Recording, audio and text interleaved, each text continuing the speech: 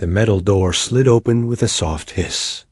Lieutenant Commander Jake Harrison walked into the white room, carrying a data pad and a cup of coffee. The air smelled clean but cold, like every other room on the space station. He had been doing this job for 3 years, but today felt different.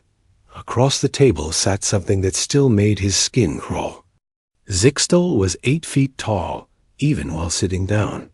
His body looked like it was made of black armor, but Harrison knew it was actually the alien skin.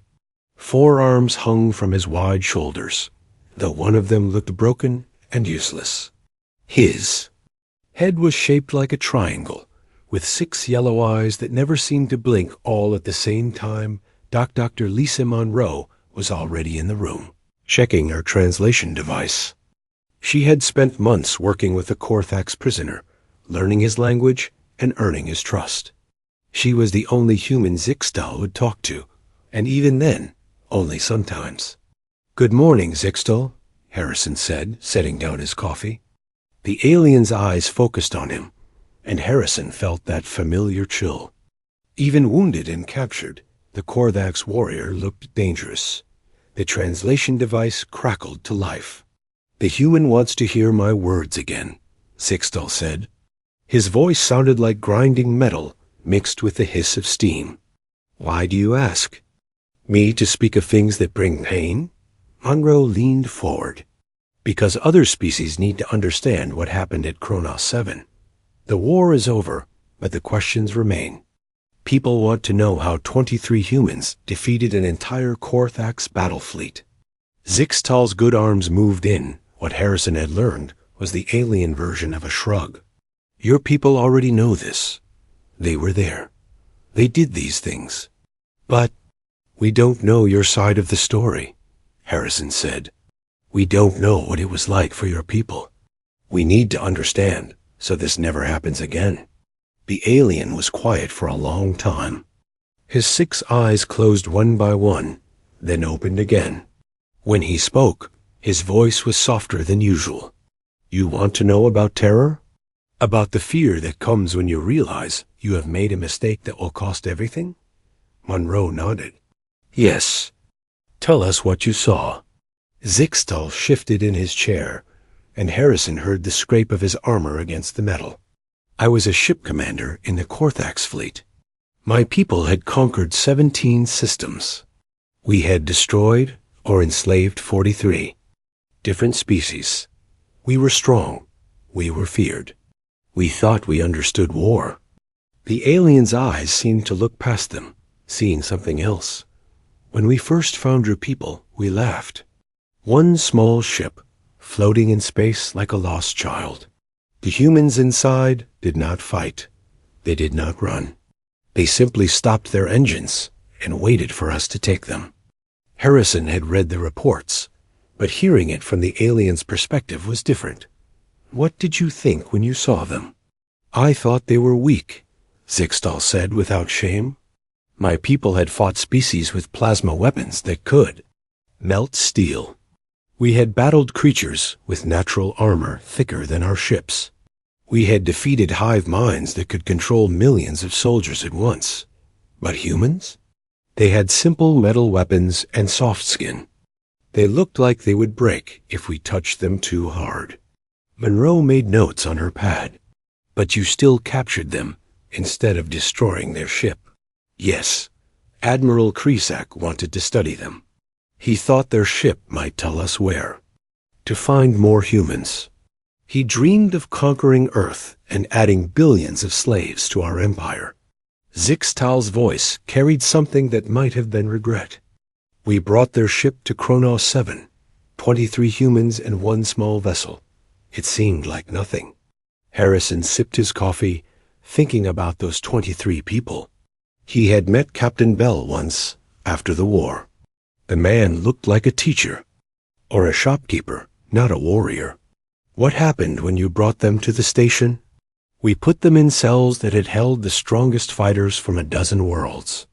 We thought they would try to escape or fight the guards. Instead, they just watched everything. They asked questions about our food, our language, our customs.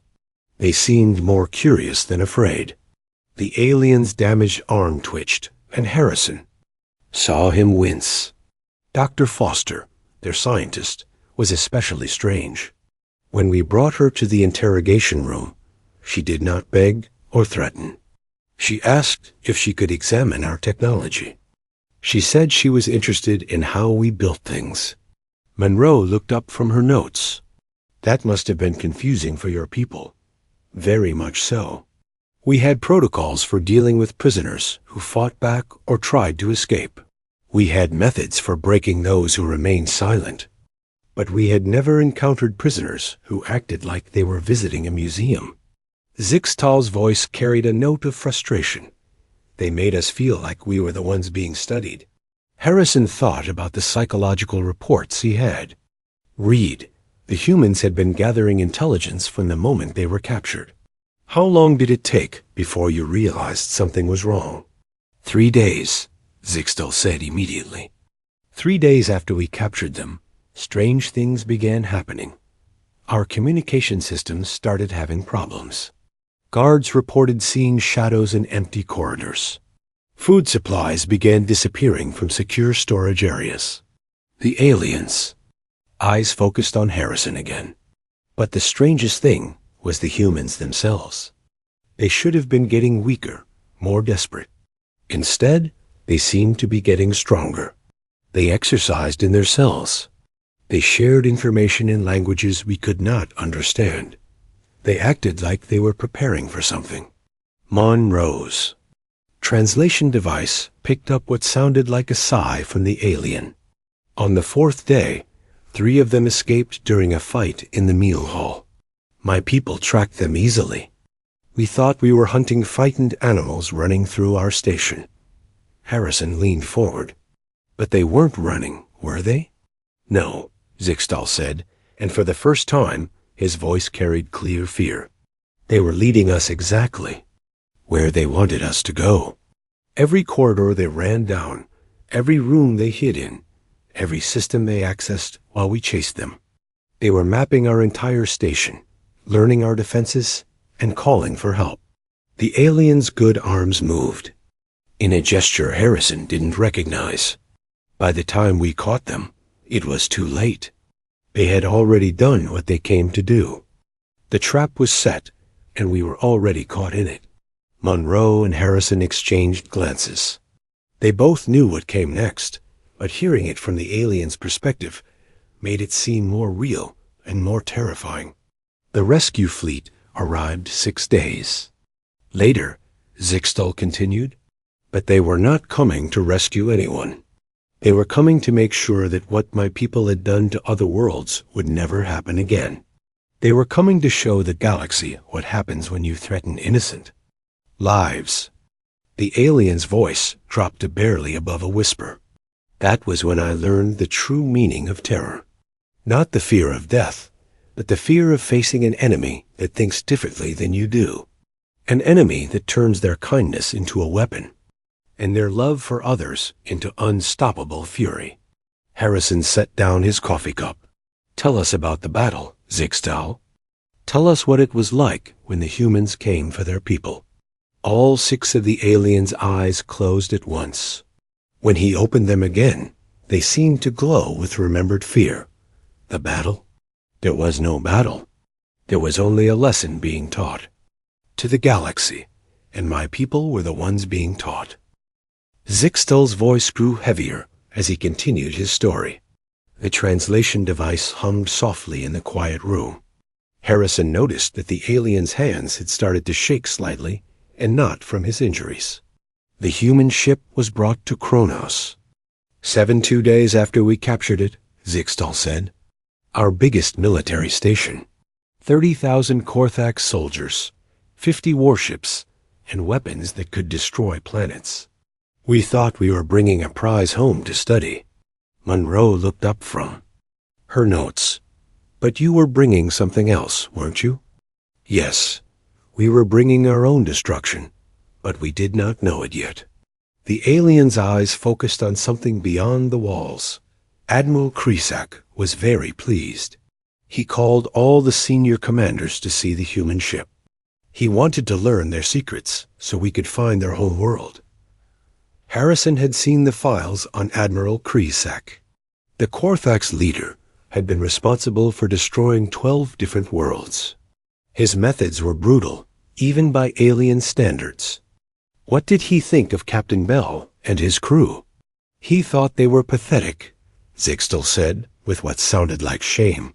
The Admiral looked at Captain Bell and saw a soft creature with no natural weapons, no armor, no fangs or claws. Bell was not even the biggest human. He looked like he spent his time reading books instead of fighting wars. The alien shifted in his chair, and Harrison heard the scrape of his damaged armor. But I watched the captain's eyes. They were not the eyes of a defeated creature. They were the eyes of something that was waiting. Monroe made another note. What about Dr. Foster? She was separated from the others, wasn't she? Yes, the Admiral wanted to interrogate her personally. He thought a female would be easier to break than the males. Zixtal's voice carried a note of bitter humor. He learned how wrong he was about human females very quickly. Harrison leaned forward. What happened during the interrogation? Doctor. Foster walked into the room like she owned it. She looked around at all our equipment, our weapons, our security systems. Then she smiled and asked if she could take notes. The alien's good arms moved in what Harrison had learned was confusion. The Admiral tried to frighten her.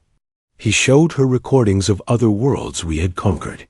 He described what happened to prisoners who did not cooperate. The translation device crackled as Zixtal continued. Dr. Foster listened to everything. Then she thanked him for the information and asked if she could see more. She said she was writing a paper about Korthax. Military psychology and his methods were very interesting. Harrison almost smiled. He had met Dr. Foster after the war. She was a small woman with gray hair who looked like someone's grandmother. But her files showed she had been a military intelligence officer for 15 years before becoming a scientist. The Admiral was confused, Zixtal said. He had never met a prisoner who took notes during their own interrogation. He had never seen someone ask questions about torture methods, like they were discussing cooking recipes. Monroe looked up. But she was gathering intelligence, wasn't she? More than that. She was making the Admiral doubt himself. Every question she asked made him think about why he did things the way he did.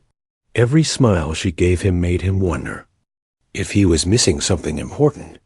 The alien's voice grew softer. By the end of the first day, the Admiral was more afraid of her than she was of him. Harrison thought about the psychological profiles he had read. The humans had turned their captivity into a weapon from the very beginning. What about the other prisoners? What were they doing? That is when things became truly strange, Zixtal said. Normal prisoners would have been desperate to escape or too frightened to think clearly. But these humans were working together, like they had planned their capture. The alien's damaged arm twitched again. Engineer Brady somehow got access to our computer systems from inside his cell. He said he was trying to make the lights brighter so he could read, but he was actually learning how our entire station worked. Monroe's eyes widened. He hacked your systems from a prison cell? Yes, and when we discovered it, he apologized and said he was just curious about our technology. He offered to fix some problems he had found in our security programs. Zixtal's voice carried amazement. He had found weaknesses in our systems that our own engineers had missed. Harrison remembered reading about Brady in the mission reports. The man had been a software engineer before joining the space program. His hobby was fixing broken computers for his neighbors. The guards reported other strange things, Zixtal continued. The humans shared their food equally, even when there was not enough. They exercised together every day, like they were preparing for something. They sang songs in languages our translators could not understand. The alien paused, and Harrison could see he was remembering something specific. But the strangest thing was how they looked at us. Other prisoners looked at guards with fear or hatred. The humans looked at us with curiosity and something else. What else? Monroe asked. Pity, Zixtel said quietly. They looked at us like we were sick children who did not know any better. Like they were sad for us. Harrison felt a chill. He had heard other veterans talk about this. The humans had not just been gathering intelligence.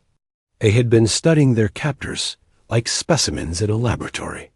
On the third day, the fight happened, Zixtal said. 3 humans started arguing during mealtime. They pushed each other, shouted, and then began fighting. The guards moved in to stop them, and in the confusion, the 3 humans escaped. The aliens' eyes closed one by one, then opened again. We thought they were panicking. We thought the stress had finally broken them. We were wrong. Monroe made notes rapidly. But it was planned, wasn't it? Every detail. The fight was fake. The escape route was chosen carefully. Even the timing was perfect. Zixtal's voice grew heavy with memory. We tracked them through the station. They seemed to make mistakes, choosing dead ends and blocked corridors. We thought we were hunting terrified animals. Harrison had read the security reports from that day. The 3 humans had led their pursuers on a 6-hour chase through the most sensitive areas of the station. But they weren't running randomly. No. They were taking pictures with hidden cameras. They were planting listening devices. They were downloading our security codes and defense plans. The aliens' good arms moved in what might have been despair. Every wrong turn they made showed them another part of our station. Every dead end they reached gave them access to another computer system. The translation device hummed as Zixtal continued. When we finally caught them, they did not resist. They smiled and apologized for causing trouble. They said they had gotten lost and were just trying to find their way back to their cells. Monroe looked up from her notes. But the damage was already done. Yes, in 6 hours, 3 humans had learned more about our station than most of our own officers knew. They had found weaknesses in our defenses that had been there for years. They had planted seeds that would grow into our destruction. The alien's voice dropped to almost a whisper. But we still did not understand what they had done. We thought we had captured 3 escaped prisoners. We did not know we had just been invaded by 3 of the most dangerous creatures in the galaxy. Harrison sipped his coffee, thinking about the 3 humans who had escaped that day. The files showed they were a communications specialist, a structural engineer, and a medical officer. None of them had any military combat training. That night, our communication systems began having problems, Zixtal said. Small things at first. Messages that arrived late or got sent to the wrong people. Computer screens that flickered at strange times. Nothing that seemed dangerous. The alien's eyes focused on Harrison again. But these were not random problems. They were signals. The humans were calling for help, and we were helping them do it by not understanding what was happening. Monroe set down her pen. How long did it take before you realized the truth? 3 more days, Zixtal said. 3 days of small problems getting bigger. 3 days of the humans acting more confident instead of more desperate. 3 days of our own systems working against us. The alien's voice carried a note of terror that made Harrison's skin crawl. And then, on the 6th day, we learned what? It meant to face an enemy that had been planning your defeat since the moment you thought you had won. Harrison looked at his coffee cup, seeing his reflection in the dark liquid. The rescue fleet arrived. Yes, Zixtal said, and all 6 of his eyes seemed to glow with remembered fear. But they were not coming to rescue anyone. They were coming to teach the galaxy a lesson about what happens when you threaten innocent lives, and we were about to become that lesson.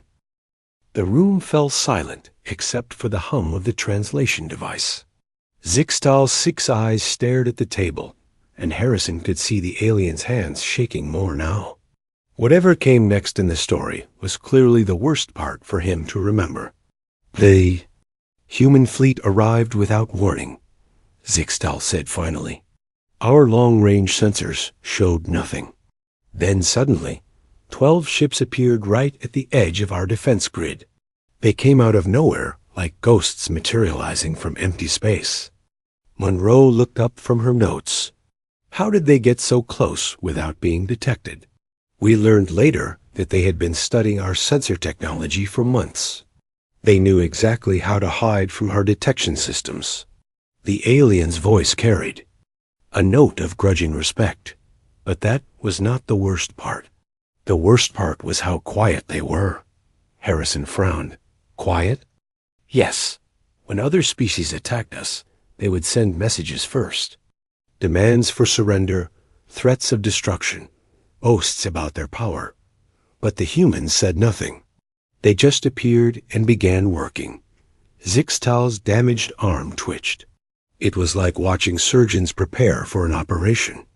Cold, precise, and completely focused on their task. The alien paused, and Harrison could see him struggling with the memory. Admiral Kresak ordered all ships to battle stations. He tried to contact the human fleet, demanding they surrender or be destroyed. The humans did not respond. Monroe made notes quickly. What happened next? They began taking apart our defenses piece by piece. Not with massive weapons or overwhelming force, but with perfect knowledge of exactly where to strike. Zixtal's voice grew quieter. Every shot they fired hit exactly the right spot to disable our systems without destroying them completely. They were not trying to kill us all. They were trying to make us helpless. Harrison had read the tactical reports. The human fleet had used precision strikes to disable communications, weapons, and life support systems across the entire Korthax fleet. No ships were destroyed, but none could fight back either. Admiral Phillips commanded their fleet, Zixtal continued. We intercepted some of her communications to her officers. She spoke like she was organizing a rescue mission, not fighting a battle. She gave orders to minimize casualties and preserve station infrastructure. The aliens' good arms moved in what Harrison recognized as confusion. We did not understand. Why would an attacking force care about keeping us alive? Why would they want to preserve our station instead of destroying it? Monroe looked up. What did you think they were planning? We thought they were weak. We thought they were afraid to fight a real battle. Zixtal's voice carried bitter shame. Admiral Kresak laughed when he heard their communications. He said humans were too soft to be real warriors. He ordered our remaining ships to attack. Harrison knew what came next from the battle reports, but he wanted to hear it from the aliens' perspective. What happened when your ships attacked? They were destroyed in less than 10 minutes, Zixtal said flatly. Not by overwhelming firepower, but by perfect coordination. Every human ship knew exactly where every Korthax ship would be, and what it would do. They had studied our tactics so completely that they were always 3 steps ahead of us. The aliens' eyes closed one by one, then opened again. But the real terror began when their ground forces arrived. We expected massive drop, ships full of soldiers. Instead, small groups of humans appeared throughout the station like they had been teleported there. Monroe frowned. How did they get inside? The 3 humans who had escaped days earlier had not just been gathering information. They had been preparing entry points and disabling security systems. Zixtal's voice carried amazement. Every door they had opened during their chase, every system they had accessed, every corridor they had run through. They had been preparing for this moment. Harrison thought about the Marine reports he had read. The assault teams had entered through maintenance shafts, cargo bays, and ventilation systems that the escaped prisoners had mapped and prepared. Commander Murphy led the main assault force, Zixtal continued. But he was not like any military leader we had ever faced. He moved through our station like he had lived there his entire life. He knew where every guard post was, where every weapon cache was stored, where every important officer would be. The alien's damaged arm moved slightly, and Harrison saw him wince. The humans did not fight like any species we had encountered before. They did not charge forward with weapons blazing. They moved like hunters who had been tracking their prey for years. Monroe made another note. What made them different? They had studied us individually. They knew the names of our officers, our personal habits, our fears. Zixtal's voice dropped to almost a whisper. Sergeant Rivers approached me in a corridor. He spoke to me by name, in my own language, without a translator. He knew I had 2 offspring back on the home world. He knew I had been forced to join the military to feed my family. Harrison felt a chill. The psychological warfare aspects of the operation had been classified at the highest levels. What did he say to you? He told me I could surrender and live to see my offspring again, or I could fight and die for leaders who cared nothing about my family. The alien's voice carried pain. He said the humans had been watching us for months. They knew which of us were career soldiers and which were just trying to survive. The translation device crackled as Zixtal continued. But the most terrifying human was their medic, Dr. Park. She moved through the station, treating wounded soldiers from both sides. She would heal a Korthax warrior's injuries, then ask him questions about our military structure. Monroe looked up sharply. She interrogated. Wounded prisoners? No, she healed them first, completely and professionally. She made sure they were comfortable and had food and water. Then she would sit with them and talk. Zixtal's eyes seemed to glow with remembered fear. She spoke to each warrior like she was his friend. She asked about their families, their homeworlds, their reasons for fighting. The alien paused, and Harrison could see him struggling with the memory. Those who answered her questions honestly were treated well. Their injuries were healed. They were given good food, and they were allowed to contact their families. Those who lied or refused to cooperate simply vanished. Harrison's blood ran cold. Vanished? Gone. No bodies, no evidence, no trace. They were there one moment and gone the next. Zixtal's voice carried terror. Dr. Park would smile sadly and say, "They had chosen to leave, but we knew they had not left alive." The aliens' good arms moved in, what might have been a shudder. The humans were not just fighting us. They were studying us like specimens in a laboratory. Every reaction, every decision, every word we spoke was being analyzed and recorded. Monroe set down her pen. But why? What were they trying to learn? Everything. They wanted to understand how we thought, how we fought, how we lived. They wanted to know what made us follow orders to destroy other worlds. Zixtal's voice grew heavy. But most of all, they wanted to make sure we could never do it again. Harrison thought about the intelligence reports he had read. The humans had been building detailed psychological profiles of every Korthax officer and soldier. They had been mapping the entire command structure and identifying key weaknesses. The battle lasted 6 hours, Zixtal said. But it was not really a battle. It was a lesson being taught to the galaxy. The humans showed us that they could disable our entire fleet, capture our strongest station, and defeat our best soldiers without even trying to kill us all. The aliens' eyes focused on Harrison again. They could have destroyed everything. They had the power to wipe out our entire force. But they chose not to. They chose to show mercy to an enemy that had shown none to others. Monroe looked up from her notes. That must have been confusing for your people.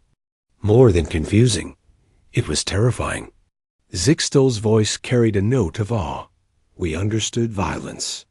We understood conquest. we understood fear. But we had never faced an enemy that defeated us completely and had offered to help us become better. The alien's damaged arm moved slightly, and Harrison saw him touch what looked like a scar on his chest. When the fighting ended, the humans did not celebrate their victory. They immediately began treating our wounded and repairing our life support systems. They acted like they had come to rescue us from ourselves. Harrison sipped his coffee, thinking about the aftermath reports. The human forces had spent more time and resources caring for Korthak's casualties than they had spent fighting the battle. That was when I began to understand the true terror of facing humans, Zixtal said quietly. It was not their weapons or their tactics that made them dangerous. It was their refusal to become monsters, even when fighting monsters. The aliens. Voice dropped to barely above a whisper. They had studied us so completely that they knew us better than we knew ourselves. They understood our weaknesses, our fears, our secret shamas. But instead of using that knowledge to destroy us, they used it to try to save us. Monroe and Harrison exchanged glances. They both knew that the real story was just beginning. The psychological impact of the battle had been greater than any physical damage the humans could have inflicted. What happened after the fighting stopped? Harrison asked. Zixtal's 6 eyes seemed to glow with remembered terror and something else, something that might have been hope. That was when we learned what humans do to enemies.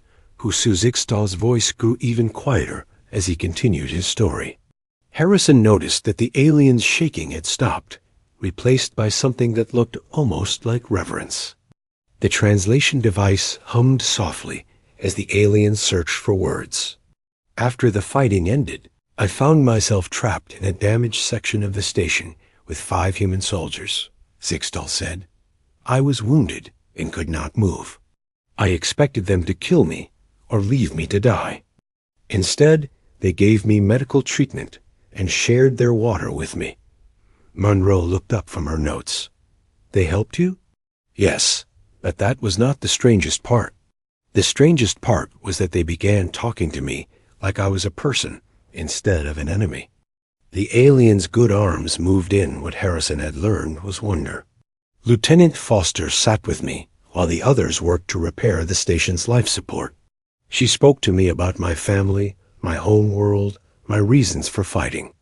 Harrison remembered reading about Lieutenant Foster in the mission reports. She was listed as a communications officer, but her file showed extensive training in psychology and interrogation techniques. I was suspicious at first, Zixtal continued. I thought she was trying to trick me into revealing military secrets. But she already knew everything about our fleet, our weapons, our plans. She was not asking for information. She was trying to understand why we did the things we did. The alien paused, and Harrison could see him struggling with the memory. She told me things that made my blood turn cold. She said the humans had been watching my people for months before we ever found their research ship.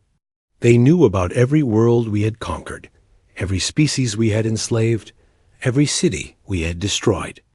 Monroe set down her pen. They had been planning this operation for months? Longer than that. She showed me recordings on a small device. Pictures of the worlds my people had attacked. Videos of the survivors we had left behind. Records of the species we had driven to extinction. Zixtal's voice carried shame. She knew the names of worlds I had forgotten we had conquered. The alien's eyes focused on something beyond the walls. But the most terrifying thing she told me was that the research ship had not stumbled into our space by accident. It had been sent there deliberately as bait. Harrison felt his coffee grow cold as he listened. The strategic implications were staggering. The humans planned to be captured? Yes, Captain Bell was not a simple explorer. He was a veteran of 3 colonial wars who had volunteered for what the humans called a sacrifice mission. Dr. Foster was not just a scientist. She was a former intelligence operative who specialized in studying alien psychology. Zixtal's voice carried amazement. Even their youngest crew member had been trained in psychological warfare techniques. The alien shifted in his chair, and Harrison heard the scrape of damaged armor. Lieutenant Foster explained their strategy to me while her team worked. The humans knew they could not defeat the Korthax Empire in a direct war. Our fleet was too large, our technology too advanced, our soldiers too numerous. Monroe made notes quickly. So what was their plan? To prove that the Empire could be defeated by showing the galaxy exactly how it could be done. They chose our strongest station, our best fleet, our most experienced commanders. Then they showed everyone that even our greatest strength was no match for human determination. The alien's voice grew softer, but that was not the real lesson they wanted to teach. Harrison leaned forward. What was the real lesson? That humans fight differently than any other species in the galaxy. They do not fight for conquest or glory or resources. They fight to protect others. Zixtal's eyes seemed to glow with remembered awe. Lieutenant Foster told me about their philosophy. She said humans believe that everyone deserves to be free, to live without fear, to raise their children in peace. The alien's good arms moved in what might have been confusion. I asked her why they cared about species they had never met on worlds they had never seen. She looked at me like I had asked why water was wet. She said caring for others was what made them human. Monroe looked up from her notes. What else did she tell you? She showed me more recordings. Pictures of human teams secretly evacuating survivors from worlds my people had attacked. Videos of human ships rescuing refugees and taking them to safe planets. Records of human scientists working to heal the environmental damage we had caused. Zixtal's voice carried wonder. They had been saving the people we thought we had destroyed. Harrison thought about the classified rescue operations he had read about. The human government had spent enormous resources evacuating civilians from Korthax attack zones, often at great risk to their own forces. But the most frightening revelation came when Sergeant Santos joined our conversation. Zixtal continued.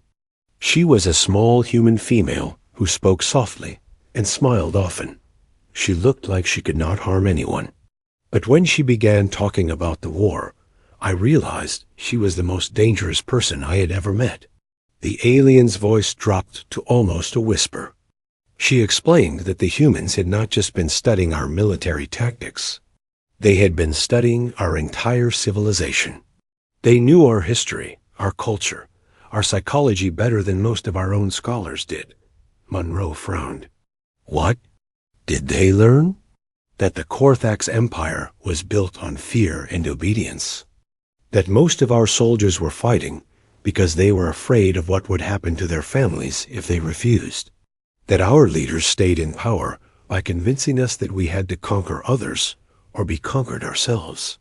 Zixtal's eyes closed one by one, then opened again.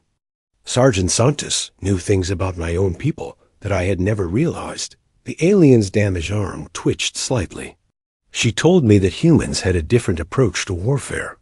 Instead of trying to destroy their enemies, they tried to understand them. Instead of forcing surrender through fear, they offered hope to those who were willing to change. Harrison sipped his cold coffee, thinking about the psychological operations reports. The human military had spent as much effort studying Korthax society as they had studying Korthax weapons. Sergeant Santos explained that this battle was not just about rescuing 23 humans, Zixtal said. It was about sending a message to every species in the galaxy. A message that said predators would not be tolerated, that bullies would be stopped, that innocent lives would be protected. The alien's voice carried a note of awe. She said humans had made a promise to themselves and to the galaxy. They would never allow another species to suffer what the Korthax had inflicted on others, no matter what it cost them, no matter how long it took. They would stop anyone who tried to repeat our crimes. Monroe looked up from her notes. But why tell you all this? Why reveal their plans to an enemy? because they were not treating me as an enemy anymore.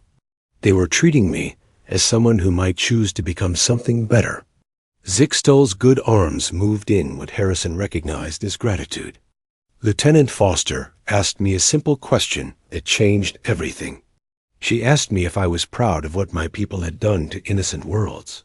The alien was quiet for a long moment. I could not answer her. For the first time in my life, I thought about the children on the worlds we had conquered. I thought about the families we had separated, the homes we had destroyed, the futures we had stolen.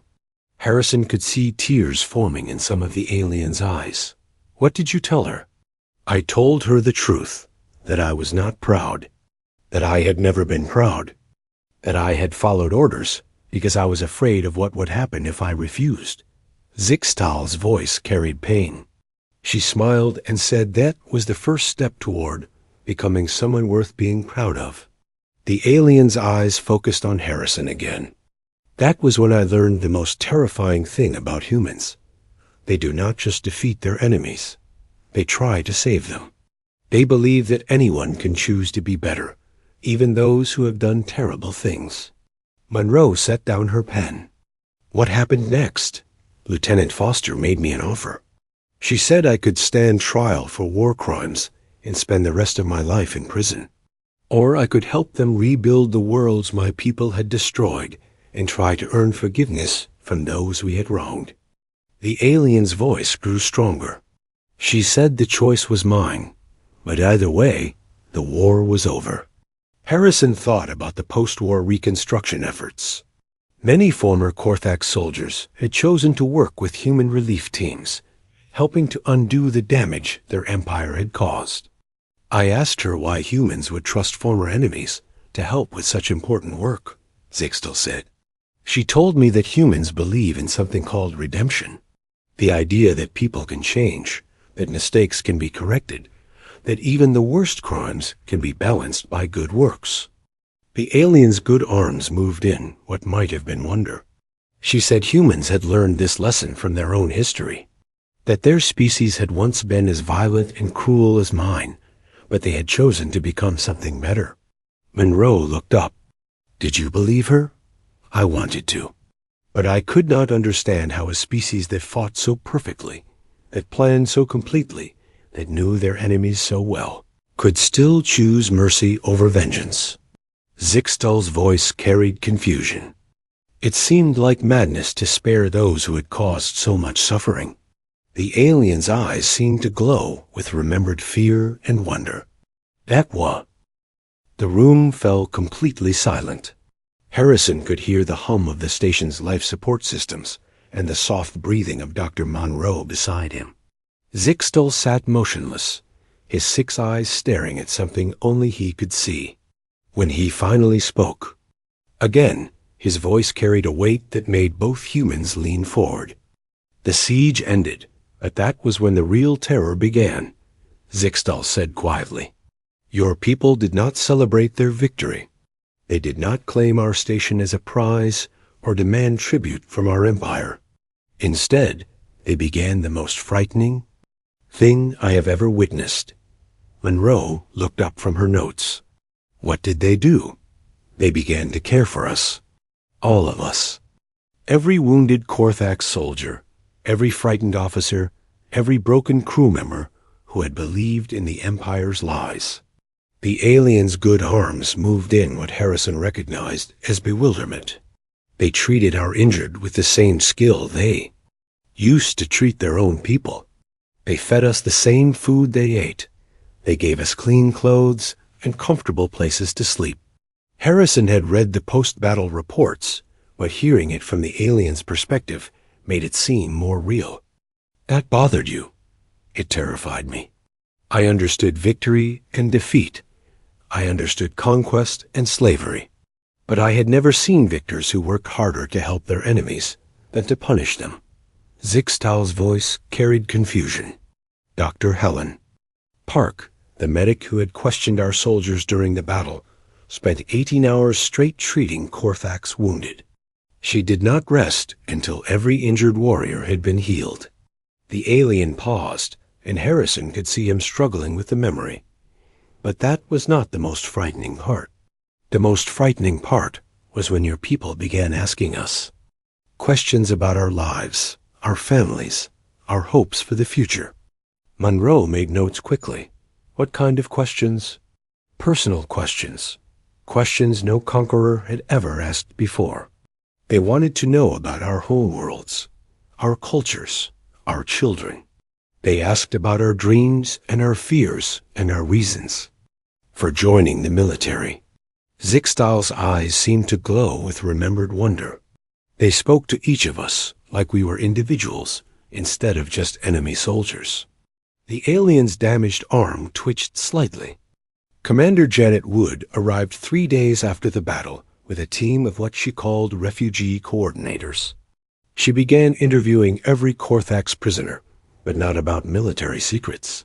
She asked about our families back home and whether we wanted to contact them. Harrison remembered reading about Wood in the reports. She had been a social worker before joining the military, specializing in helping traumatized families rebuild their lives. I thought it was another interrogation technique, Zixtal continued. But Commander Wood explained that humans had a policy about prisoners of war. They believed that even enemies had the right to let their families know they were alive and safe. The alien's voice grew softer.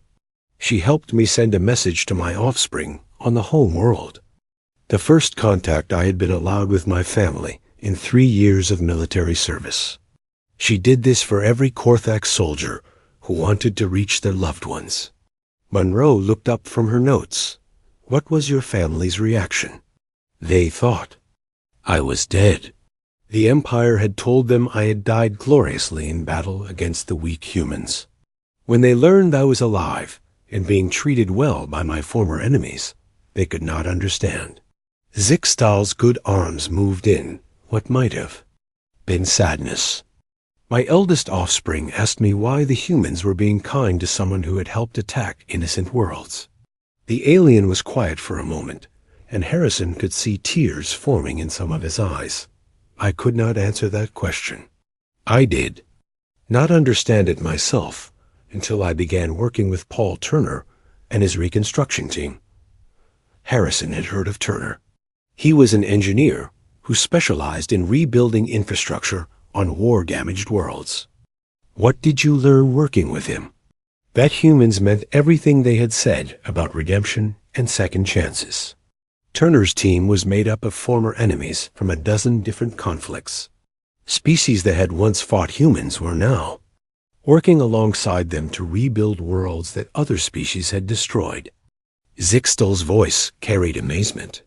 Turner himself had been a prisoner of war during the colonial conflicts. He understood what it meant to be given a chance to start over. The alien shifted in his chair, and Harrison heard the familiar scrape of damaged armor. But the most terrifying thing I learned was that this was not unusual for humans.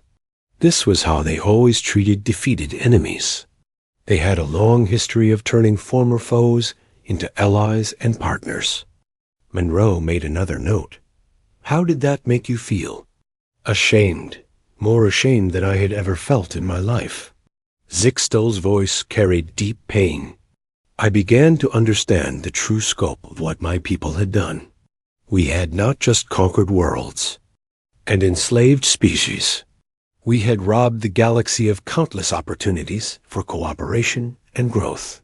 The alien's eyes focused on Harrison again. I spent 2 years working with human relief teams, helping to rebuild the worlds my people had destroyed. I saw humans work alongside survivors of Korthax attacks, treating them with kindness and respect, even though we had been the ones who had hurt them. Harrison thought about the reconstruction reports he had read. The human relief efforts had been massive, involving thousands of volunteers and enormous resources dedicated to undoing the damage caused by the Korthax Empire. The survivors taught me something that changed how I understood everything, Zixtal said quietly. They taught me about forgiveness, not the kind that forgets what happened, but the kind that chooses to build something better instead of seeking. Revenge. The alien's good arms moved in. What Harrison had learned was wonder. A child on Kepler 442b, whose parents had been killed in a Korthax raid, brought me food while I was working to rebuild her school. She said her grandmother had told her that helping others heal was the best way to honor those who had died. Monroe looked up from her notes. How did that affect you? It broke something inside me that had been twisted by years of empire propaganda. I realized that my people had not just been conquerors. We had been cowards. We had chosen to take from others instead of building something ourselves. Zixtal's voice carried shame.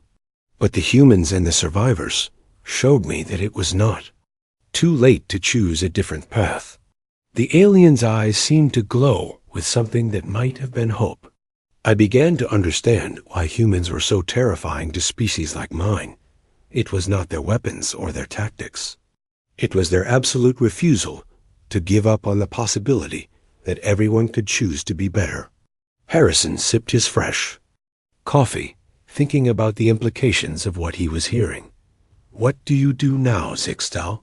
I work as a translator and cultural advisor for the Galactic Reconstruction Authority. I help other former Korthax soldiers understand what humans are trying to do and why it matters. The alien's voice grew stronger. I translate human literature and philosophy for species that have never encountered concepts like justice, mercy, and redemption.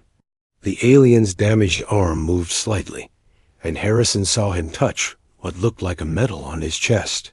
Commander Wood gave me this 3 months ago. It is a human decoration called the Rehabilitation Service Medal. It is given to former enemies who have chosen to dedicate their lives to helping others. Monroe set down her pen. What would you want other species to know about humans? Zixtal was quiet for a long moment, his 6 eyes closing and opening in sequence. I would want them to know that humans are the most dangerous species in the galaxy, but not for the reasons most people think. The alien's voice carried a note of reverence. They are dangerous because they make you want to be better than you are. They are dangerous because they offer hope to those who have given up. They are dangerous because they refuse to accept that anyone is beyond saving. Harrison felt a chill as the alien continued. But most of all, they are dangerous because they mean everything they say about freedom, justice, and protecting the innocent. They will sacrifice everything to defend those values, and they will never stop trying to share them with others. The alien's eyes focused on both humans at once. My people thought humans were weak because they chose mercy over vengeance. We thought they were foolish because they tried to save their enemies instead of destroying them. We were wrong about everything. Zixtal's voice dropped to barely above a whisper. The most terrifying thing about humans is not that they can defeat any enemy. It is that they can turn any enemy into a friend. They can take the worst monsters in the galaxy and help them become something worth respecting. The alien's good. Arms moved in what Harrison recognized as a formal salute. I was once a warrior in an empire built on fear and conquest. Now I am a teacher working to make sure that no other species makes the same mistakes my people did. That transformation is the true power of humanity. Monroe and Harrison sat in silence, processing everything they had heard. Finally, Harrison spoke. Thank you for sharing your story, Zixtal. Your testimony will help other species understand what happened and why it matters. The alien nodded slowly. I hope so. The galaxy needs to understand that humans are not just another powerful species. They are something new and wonderful and terrifying. They are proof that it is possible to be strong without being cruel, to be victorious without being evil. Zixtal's 6 eyes seemed to glow with remembered awe and current hope. They are the guardians,